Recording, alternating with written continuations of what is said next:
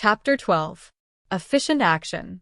You must use your thought as directed in previous chapters and begin to do what you can do where you are, and you must do all that you can do where you are.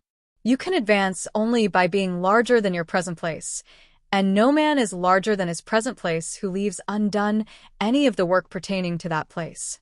The world is advanced only by those who more than fill their present places. If no man quite filled his present place, you can see that there must be a going backward in everything. Those who do not quite fill their present places are a dead weight upon society, government, commerce, and industry. They must be carried along by others at a great expense. The progress of the world is retarded only by those who do not fill the places they are holding. They belong to a former age and a lower stage or plane of life, and their tendency is toward degeneration. No society could advance if every man was smaller than his place. Social evolution is guided by the law of physical and mental evolution. In the animal world, evolution is caused by excess of life. When an organism has more life than can be expressed in the functions of its own plane, it develops the organs of a higher plane, and a new species is originated. There never would have been new species had there not been organisms which more than filled their places. The law is exactly the same for you. Your getting rich depends upon your applying this principle to your own affairs. Every day is either a successful day or a day of failure, and it is the successful days which get you what you want. If every day is a failure, you can never get rich, while if every day is a success, you cannot fail to get rich. If there is something that may be done today, and you do not do it, you have failed in so far as that thing is concerned, and the consequences may be more disastrous than you imagine. You cannot foresee the results of even the most trivial act. You do not know the workings of all the forces that have been set moving in your behalf. Much may be depending on your doing some simple act. It may be the very thing which is to open the door of opportunity to very great possibilities. You can never know all the combinations which supreme intelligence is making for you in the world of things and of human affairs. Your neglect or failure to do some small thing may cause a long delay in getting what you want. Do, every day, all that can be done that day. There is, however, a limitation or a qualification of the above that you must take into account. You are not to overwork, nor to rush blindly into your business in the effort to do the greatest possible number of things in the shortest possible time. You are not to try to do tomorrow's work today, nor to do a week's work in a day. It is really not the number of things you do, but the efficiency of each separate action that counts. Every act is, in itself, either a success or a failure. Every act is, in itself, either effective or inefficient.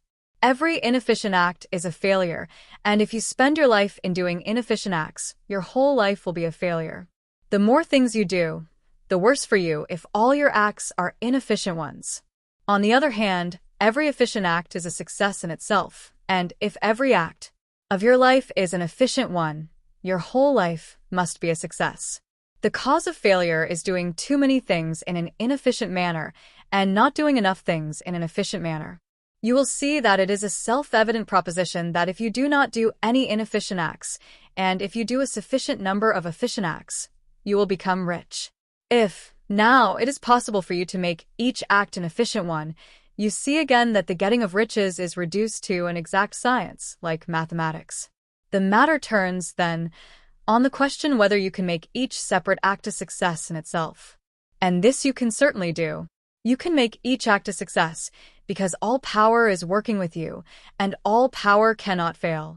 Power is at your service, and to make each act efficient you have only to put power into it. Every action is either strong or weak, and when everyone is strong, you are acting in the certain way which will make you rich. Every act can be made strong and efficient by holding your vision while you are doing it, and putting the whole power of your faith and purpose into it. It is at this point that the people fail who separate mental power from personal action. They use the power of mind in one place and at one time, and they act in another place and at another time. So their acts are not successful in themselves. Too many of them are inefficient. But if all power goes into every act, no matter how commonplace, every act will be a success in itself. And as in the nature of things, every success opens the way to other successes. Your progress toward what you want, and the progress of what you want toward you, will become increasingly rapid. Remember that successful action is cumulative in its results.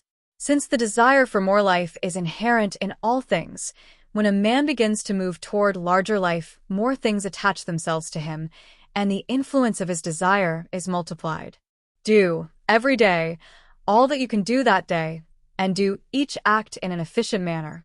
In saying that you must hold your vision while you are doing each act, however trivial or commonplace, I do not mean to say that it is necessary at all times to see the vision distinctly to its smallest details.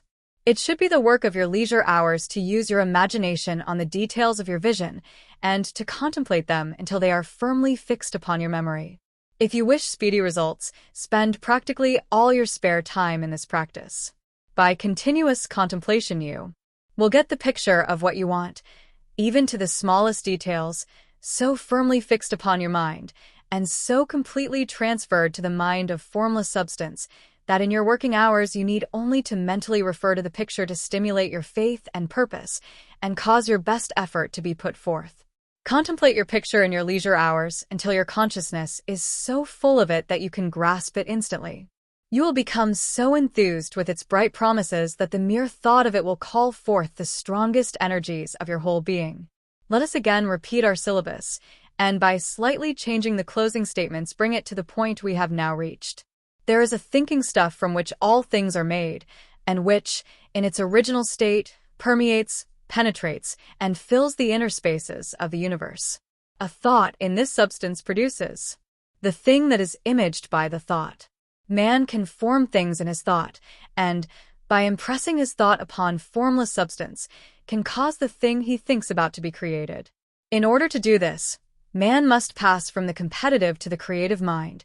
He must form a clear mental picture of the things he wants, and do, with faith and purpose, all that can be done each day, doing each separate thing in an efficient manner.